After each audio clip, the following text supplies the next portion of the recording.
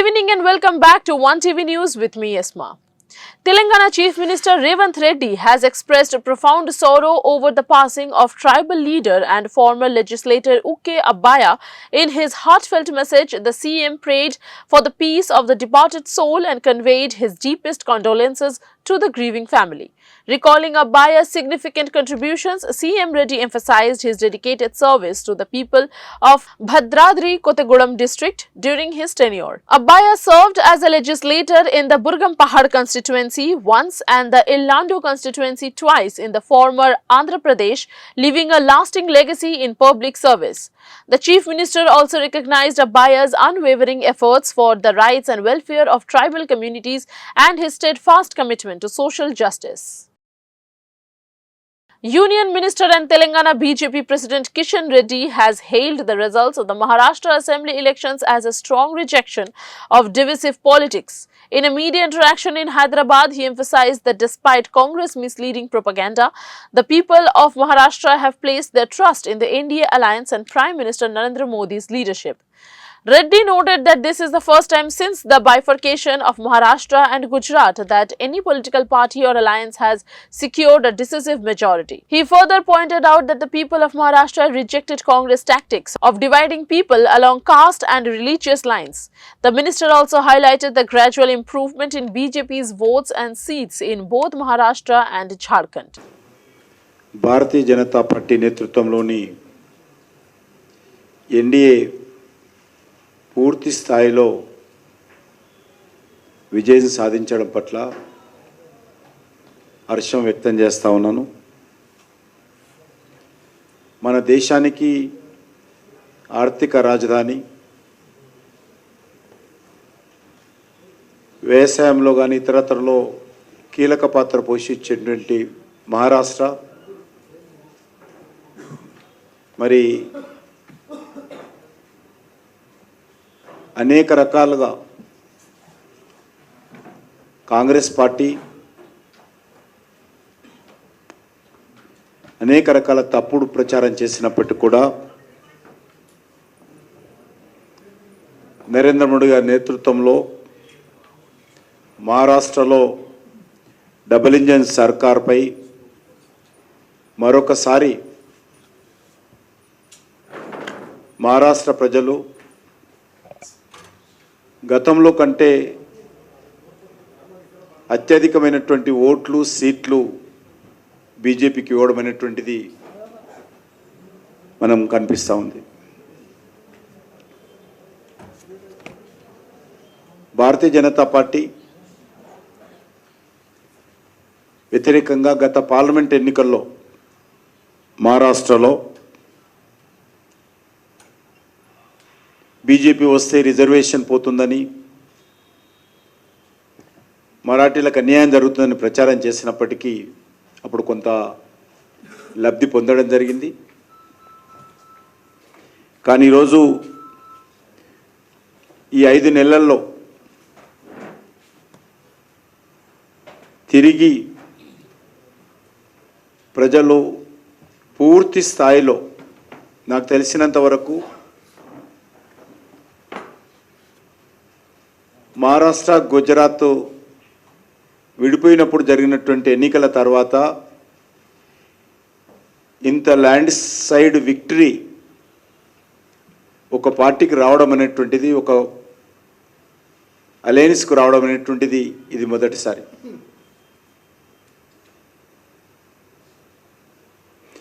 Congress party కులం పేరుతో,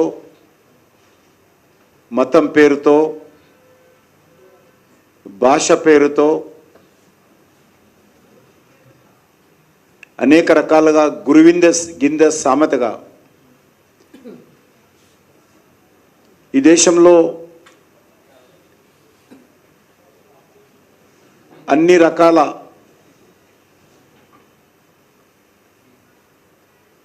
నష్టాలకు, అన్ని రకాలుగా ఈ దేశంలో ప్రజలకు ఇబ్బంది పెట్టినటువంటి పార్టీ కాంగ్రెస్ పార్టీ. అటువంటి పార్టీ భారతీయ జనతా పార్టీ దేశానికి మొత్తం నష్టానికి కారణమైనటువంటి తప్పుడు ప్రచారం రాహుల్ గాంధీ ఎత్తుకోవడం జరిగింది. ఈ మధ్య రాహుల్ గాంధీకి మతిమరుపు బాగా పెరిగిపోయింది. ఈ దేశానికి వాళ్ళ పార్టీయే అత్యధిక సమయం నేతృత్వం వహించిందనేది, వాళ్ళ నాన్నగారు, వాళ్ళ నాన్నమ్మ గారు, వాళ్ళ తాతగారు ఈ దేశానికి ప్రధానమంత్రిగా పనిచేశారని, ఈ దేశంలో 98% రాష్ట్రాలలో కాంగ్రెస్ పార్టీ అత్యధిక శాతం అధికారం వెలగబెట్టిందనే విషయం ఆయన మర్చిపోయి భారతీయ జనతా పార్టీని ఈ దేశంలో ఉన్నటువంటి సకల కారణాలకు కారణమైనటువంటి తప్పుడు ప్రచారం చేసేటువంటి ప్రయత్నం, ఒక వితండవాదం చేసేటువంటి ప్రయత్నం ఈరోజు రాహుల్ గాంధీ చేస్తూ ఉన్నారు.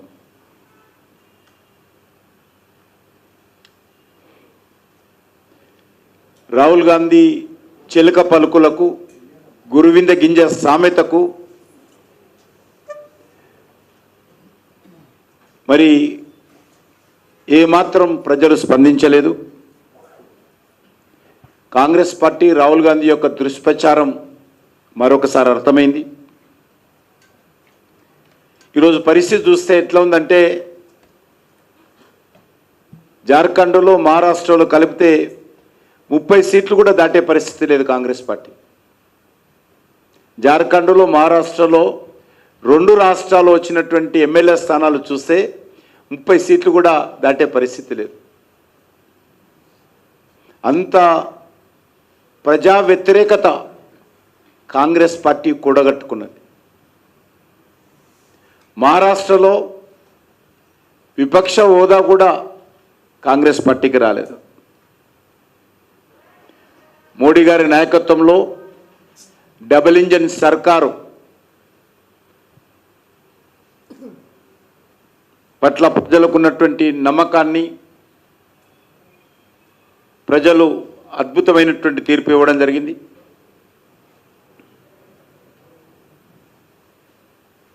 ప్రజల మధ్య విభేదాలు సృష్టించే ప్రయత్నము, భాష పేరుతో, ప్రాంతం పేరుతో, కులం పేరుతో, మతం పేరుతో ఏదో ప్రయత్నం చేసిందో దానికి మహారాష్ట్ర ప్రజలు తగిన బుద్ధి చెప్పారు.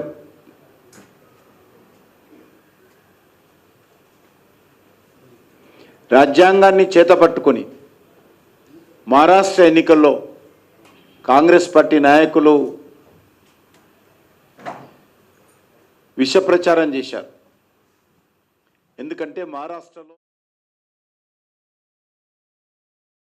Shiv Sena leader Sanjay Raut has criticized former Chief Justice D.Y. Chandrachud, accusing him of removing the fear of law from the minds of defecting leaders in Maharashtra. Raut claimed that by not addressing disqualification petitions, Chandrachud had effectively opened the doors for defection. This statement came after the heavy defeat of Shiv Sena or UBT in the Maharashtra Assembly elections, where the party, which contested 95 seats under the Maha Vikas Aghadi alliance, managed to win only 20 seats. The performance of MVA's other allies was also poor, the Congress securing only 16 out of 101 seats and the Nationalist Congress Party winning just 10 out of 86 seats. का जो चुनाव हुआ और जो नतीजे आए हैं वो बहुत ही चौंकाने वाले नहीं, बहुत ही शॉकिंग है। ऐसे नतीजे आने की उम्मीद किसी को नहीं थी, कोई लहर नहीं थी किसी की। नरेंद्र मोदी और अमित शाह को महाराष्ट्र क्यों वोट देगा? पूरा कैंपेन उनके खिलाफ चला, इसलिए कि महाराष्ट्र लूटने का पूरा एक कारस्तान यहाँ हो गया। यहाँ से पूरे उद्योग गुजरात में लेके हुए, इसलिए वोट दिया लोगों ने कि हमारा रोजगार गुजरात में मोदी जी लेके जा रहे हैं, चलो हम मोदी जी को वोट दे देंगे, इसलिए खुश है। महाराष्ट्र में किसानों की आत्महत्या चल रही है, महाराष्ट्र में बेईमानी हो गई। ये जो नतीजे आए हैं उसके लिए जिम्मेदार अगर कोई होगा, महाराष्ट्र का जो नुकसान हुआ है वो justice Chandrachud, chief justice of India के पद पर बैठे व्यक्ति, जिसने समय पर अपना निर्णय नहीं दिया, अपनी जजमेंट नहीं दी डिस्क्वालिफिकेशन के बारे में। 40-40 लोगों ने बेईमानी की, जिस पार्टी से चुनकर आए थे वो पार्टी को छोड़कर दूसरे पार्टी में जाकर सत्ता में बैठते हैं।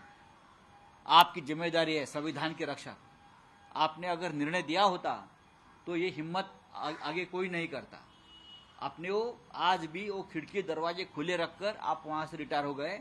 आप कोई भी किसी तरह से पार्टी बदल सकता है या सरकार बना सकता है दूसरी पार्टी, अपनी पार्टी को छोड़कर, तो इतिहास चंद्रचूड़ साहब को कभी माफ नहीं करेगा और उनका नाम काले शाही में लिखा जाएगा एकदम, कि इस प्रकार की व्यक्ति अपने पद पर बैठी थी और 3 साल तक एक संविधान के खिलाफ बैठी हुई सरकार को प्रोटेक्शन देते रही। वो पार्टी किसकी है, वो चुनाव चिन्ह किसका है, उस बारे में 3 साल में निर्णय नहीं ले सकते थे। इतने बड़े बड़े फैसले देने की आप बात करते हो ना, राम मंदिर से लेकर ये क्या बोलते हैं बॉन्ड तक, इलेक्टोरल बॉन्ड तक, और पब्लिसिटी का स्टंट करते रहे आप लोग। लेकिन एक संविधान के खिलाफ एक निर्णय एक बड़े राज्य में हुआ है, उसके बारे में आपने मुंह पर ताला रखा और तारीख पर तारीख का खेल में सबको उलझा कर रखकर आप रिटायर हो गए। तो ये जो हुआ है महाराष्ट्र में, ये महाराष्ट्र याद रखेगा, ये चंद्रचूड़ जी है। Prime Minister Narendra Modi reiterated his slogan "Ek hai to safe" while commenting on the victory of the Mahagathbandhan in the Maharashtra Assembly elections, emphasizing that the people of the state have understood this message well. Modi explained that when people are united, they are safe. The Prime Minister made these remarks after the results of the Maharashtra and Jharkhand Assembly elections, as well as elections in 48 constituencies across 15 states and the Wayanad parliamentary seat in Kerala and Nanded Lok Sabha seat in Maharashtra. On this occasion, Modi was welcomed by BJP President JP Nadda, Home Minister Amit Shah and Defence Minister Rajnath Singh. महाविजय का उत्सव मनाने के लिए इकट्ठे हुए हैं। आज महाराष्ट्र में विकासवाद की जीत हुई है। महाराष्ट्र में सुशासन की जीत हुई है। महाराष्ट्र में सच्चे सामाजिक न्याय की विजय हुई है। और साथियों, आज महाराष्ट्र में झूठ, छल, फरेब बुरी तरह हारा है।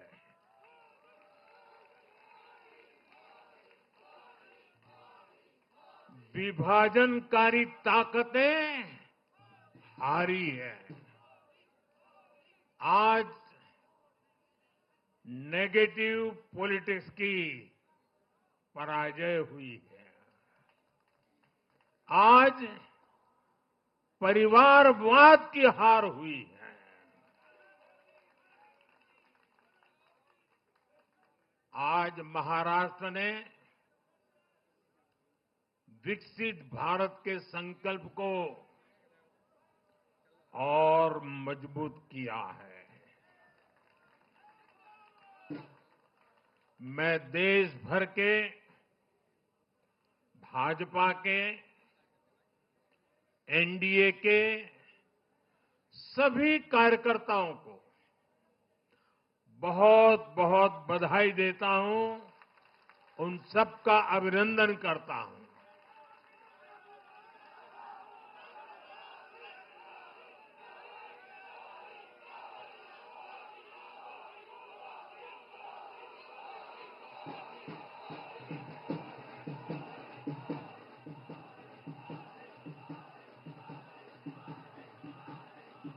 मैं श्री एकनाथ शिंदे जी, मेरे परम मित्र देवेंद्र फडणवीस जी, भाई अजीत पवार जी, उन सब की भी भूरी भूरी प्रशंसा करता हूं।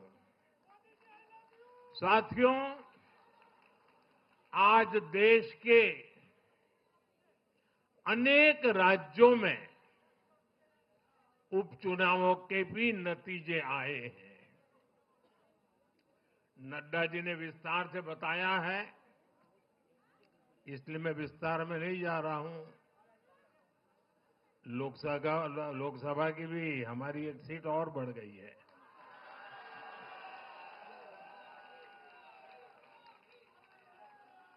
यूपी, उत्तराखंड और राजस्थान ने भाजपा को जमकर समर्थन दिया है। असम के लोगों ने भाजपा पर फिर एक बार भरोसा जताया है। मध्य प्रदेश में भी हमें सफलता मिली है। बिहार में भी एनडीए का समर्थन बढ़ा है। ये दिखाता है कि देश अब सिर्फ और सिर्फ विकास चाहता है। मैं महाराष्ट्र के मतदाताओं का, हमारे युवाओं का, विशेषकर माताओं बहनों का, हमारे किसान भाई बहनों का, देश की जनता का आदरपूर्वक नमन करता हूं। साथियों, मैं झारखंड की जनता को भी नमन करता हूं।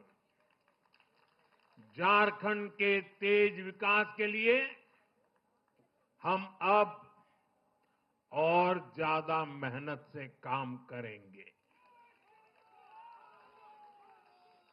और इसमें भाजपा का एक एक कार्यकर्ता अपना हर प्रयास करेगा। साथियों, छत्रपती शिवाजी महाराजांच्या महाराष्ट्राने आज दाखवून दिले तुष्टीकरणाचा सामना कसा करायचा।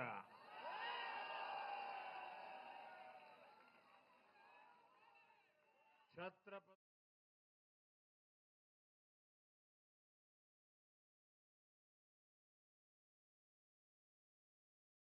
While celebrations erupt after the BJP-led Mahagabandhan alliance secured a clear majority in the Maharashtra Assembly elections of 2024, the Shiv Sena Uddhav faction has raised serious questions regarding the election results. In its mouthpiece Samana, Shiv Sena labelled the Mahagabandhan's victory as one of dishonesty and a conspiracy involving the Adani Rashtra. The faction also strongly criticized the BJP's controversial slogan, "Baatenge to Katenge," rejecting and condemning it no uncertain terms. विधानसभा निवडणुकांचा निकाल लागला। पूर्णपणे अनपेक्षित आणि अनाकलनीय असा हा निकाल आहे।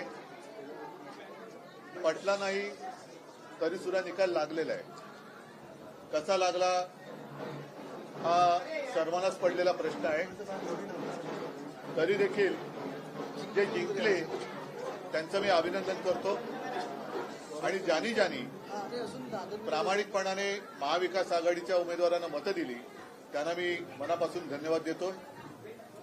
तसं पाहिलं तर एक जणू काही लाटेपेक्षा सुनामीच आली असं वातावरण या निकालाने दिसतंय। पण हा निकाल बाहेर सर्वसामान्य जनतेला पटलाय की नाही हा सुद्धा एक महत्वाचा प्रश्न आहे। एकूण आकडे जे काय दिसत आहेत ते आकडे बघितल्यानंतर या सरकारला अधिवेशनामध्ये एखादं बिल मंजुरीसाठी मांडण्याची गरजच नाही असे आकडे आहेत। थोडक्यात विरोधी पक्षात जणू काही शिल्लक ठेवायचं नाही आणि 1-1.5 वर्षापूर्वी भारतीय जनता पक्षाचे तुर्तास असलेले अध्यक्ष जे.पी. नड्डा जे बोलले होते की एकच पक्ष राहील म्हणजे यांना one party, one nation, one election आणि वन पार्टी या दिशेने आपली आगेकूच चालली की काय असं भीतीदायक चित्र आहे। एकूणच हा निकाल जर का बारकाईने पाहिला तर आम्ही ज्या काही प्रचार सभा घेतल्या संपूर्ण राज्यभर आम्ही सगळेच फिरलो. सुषमाताई आहेत, अनिल आहेत, आदित्य आहेत, संजय आहे, मी स्वतः आहेत. हा निकाल म्हणजे लोकांनी महायुतीला मतं का दिली? सोयाबीनला भाव मिळत नाही म्हणून दिली का? कापसाची खरेदी होत नाही म्हणून दिली का? महाराष्ट्रातले उद्योग गुजरातला नेले जात आहेत म्हणून दिले का? महिलांची सुरक्षितता वाऱ्यावरती सोडली गेले म्हणून दिली का?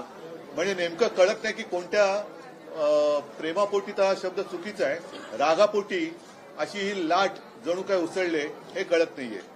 हा निकाल अनाकलनीय आहे आणि याच्या मागचं गुपित हे काही दिवसामध्ये तर शोधावं लागेल. तूर्त मी महाराष्ट्राच्या जनतेला सांगतोय की आपण निराश होऊ नका, खचून जाऊ नका. काही जण म्हणतात की हा ईव्हीएमचा विजय आहे, असूही शकतो, पण महाराष्ट्राच्या जनतेला हा निकाल मान्य असेल तर मग कोणीच काही बोलण्याची गरज नाहीये. पण जर मान्य नसेल तर त्यांना सांगतो की आम्ही प्राणपणाने महाराष्ट्रासाठी लढत राहू, महाराष्ट्राच्या हितासाठी आम्ही लढत राहू. कोणी काही म्हटलं तरी महाराष्ट्राच्या जनतेला मी वचन देतो की आम्ही तुमच्यासोबत आहोत. उद्धवजी, हा जो विजय आहे महायुतीचा, लाडकी बहीणचा इम्पॅक्ट असल्याचं म्हटलं जाते. लाडकी बहीणचा इम्पॅक्ट जर का असेल तर मग बाकीच्या ज्या काही गोष्टी या उघड उघड दिसत होता, आपण सुद्धा रिपोर्टिंग केलेलं आहे. मी तेच म्हटलं ना की सोयाबीनला भाव नाहीये, कापूस खरेदी होत नाही, शेतकऱ्याच्या डोक्यावरती कर्ज चढलेलं आहे, बेरोजगारी वाढते आहे, महिला असुरक्षित आहेत, ह्या अशा अनेक गोष्टी आहेत, बेकारी वाढते आहे.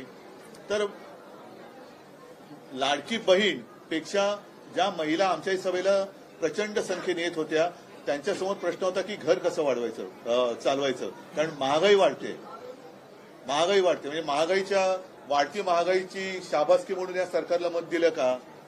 आणि आता मला एक असं वाटतं प्रामाणिकपणे, हा टोमणा नाही, की यावेळेला तरी अस्सल भाजपचा कोणतरी मुख्यमंत्री होईल अशी अपेक्षा आहे किंवा आशा आहे.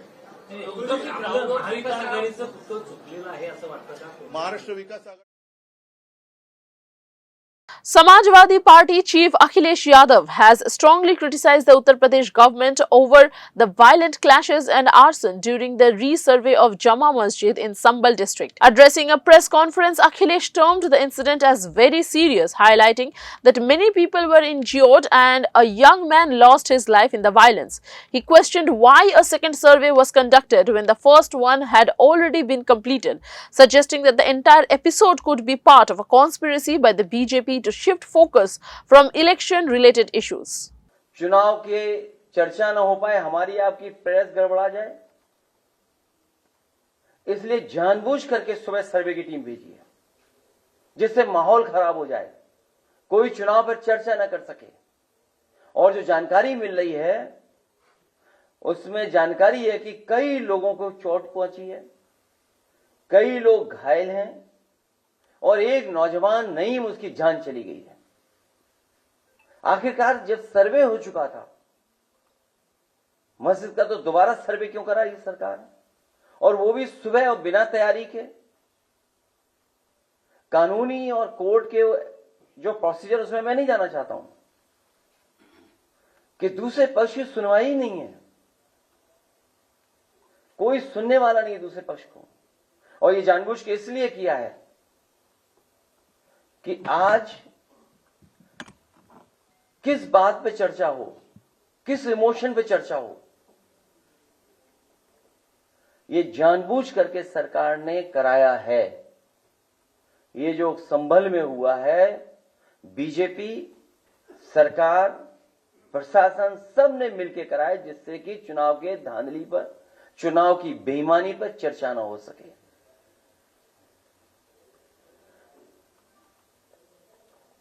लोकतंत्र में सच्ची जीत लोक से होती है, तंत्र से नहीं. लेकिन ये नया लोकतंत्र जो बनाया भारतीय जनता पार्टी ने, उसमें लोगों को वोट नहीं डालने दे रहे हैं, अपने तंत्र को आगे कर दे रहे हैं. और जब कभी भी निष्पक्ष जांच होगी, जिस समय निष्पक्ष जांच होगी और तमाम वीडियोज जो या सीसीटीवी के माध्यम से जो रिकॉर्डिंग होती है बूथ की, जब उसकी सच्चाई सामने आएगी तो पता लगेगा कि वोटर्स ने वोट नहीं डाला, वहां के After the BSP's heavy defeat in the Uttar Pradesh by-elections and the Maharashtra Assembly elections, party chief Mayawati made a significant announcement, stating that her party will never participate in future by-elections. In a press conference, Mayawati expressed serious concerns about the use of electronic voting machines, alleging that fake voting is taking place through them as a part of the conspiracy to weaken the BSP. She also accused the government machinery of being misused during the by-elections and claimed that opposition parties are transferring their votes to anti-BSP candidates to harm her party's prospects. काफी खुलकर किया जा रहा है और ये सब हमें हाल ही में हुए यूपी के उपचुनाव में काफी कुछ देखने के लिए मिला है। और इस बार महाराष्ट्र स्टेट में विधानसभा के हुए आम चुनाव में भी इसको लेकर काफी आवाजें उठाई जा रही हैं। ये अपने देश में यह लोकतंत्र के लिए बहुत बड़ी खतरे की घंटी भी है। ऐसी स्थिति में अब हमारी पार्टी ने ये फैसला लिया है कि जब तक देश में फर्जी वोटों को डालने से रोकने के लिए देश के चुनाव आयोग द्वारा कोई सख्त कदम नहीं उठाए जाते हैं, तो तब तक हमारी पार्टी देश में खासकर अब कोई भी उपचुनाव नहीं लड़ेगी। मैं उपचुनाव की बात कर रही हूँ, बाई इलेक्शन की। तो तब तक हमारी पार्टी देश में खासकर अब कोई भी उपचुनाव नहीं लड़ेगी। जबकि आम चुनाव में जब जनरल इलेक्शन होते हैं, जबकि आम चुनाव में इस मामले में थोड़ा बचाव जरूर हो जाता है, क्योंकि इनका अर्थात सरकारी मशीनरी का सत्ता परिवर्तन के डर की वजह से जब जनरल इलेक्शन होता है, जो पार्टी पावर में होती है, जरूरी नहीं है कि वो पार्टी पावर में फिर से लौट के आ जाए, दूसरी पार्टी भी आ सकती है। तो फिर वो जो सरकारी मशीनरी है वो थोड़ा घबराती है। जबकि आम चुनाव में इस मामले में थोड़ा बचाव जरूर हो जाता है, क्योंकि इनका अर्थात सरकारी मशीनरी का सत्ता परिवर्तन के डर की वजह से आम चुनाव में इनका जनता पर कोई ज्यादा दबाव या डर आदि नहीं होता है, जिसे खास ध्यान में रखकर हमारी पार्टी देश में लोकसभा व राज्यों में विधानसभा के आम चुनाव तथा स्थानीय निकायों के भी चुनाव पूरी तैयारी व दमदारी के साथ लड़ेगी।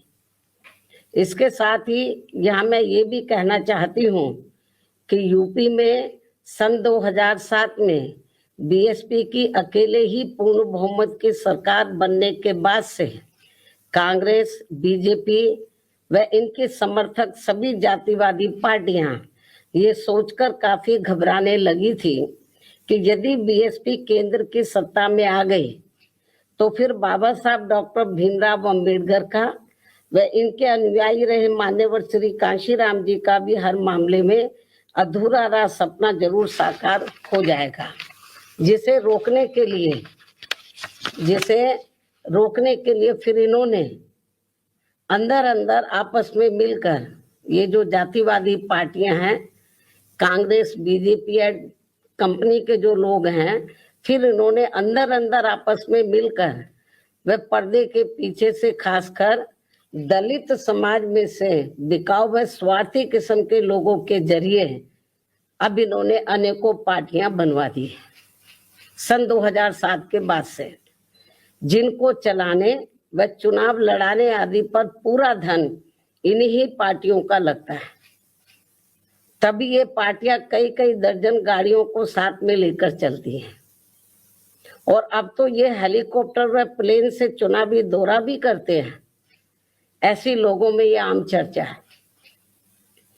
जबकि हमारी पार्टी बीएसपी इसके लिए पार्टी के लोगों से बीएसपी सदस्यता आदि के जरिए अपना खर्चा खुद उठाती है। यहाँ ये भी गंभीरता से सोचने की बात है। और इतना ही नहीं, बल्कि फिर ये विरोधी पार्टियां अपने राजनीतिक लाभ के लिए उनके हिसाब से उनसे उम्मीदवार खड़े करवा के अब बीएसपी को कमजोर करने में लगी है। इसके साथ ही अब तो इन बिकाऊ व स्वार्थियों को मजबूती देने के लिए अब ये विरोधी पार्टियां अपना खुद का भी वोट ट्रांसफर करवा के इनके हर राज्य में 1-2 MP व MLA भी जितवा कर भेज रही है।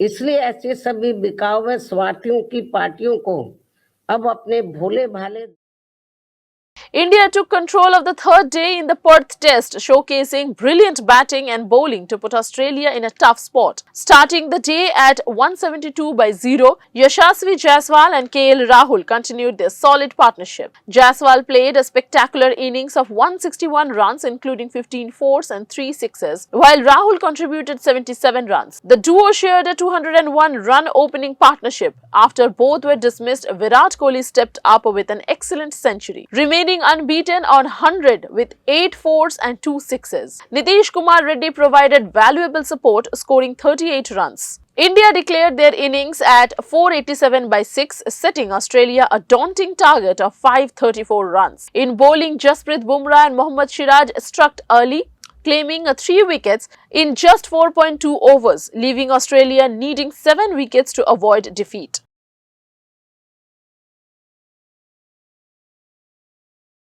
Israeli airstrikes on southern and eastern Lebanon have resulted the deaths of 55 people and left 80 others injured. According to the Lebanese news agency, 24 people were killed and 44 others wounded in eastern Lebanon, as well as villages in the Baalbek Harmeil region.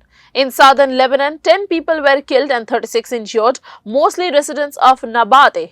In retaliation, Hezbollah claimed responsibility for missile and rockets attack on Israel, targeting Israeli soldiers in the border region. The attacks damaged location in northern Israel, including Kibbutz Hanita. That's all for today. Stay connected for more updates. Thank you.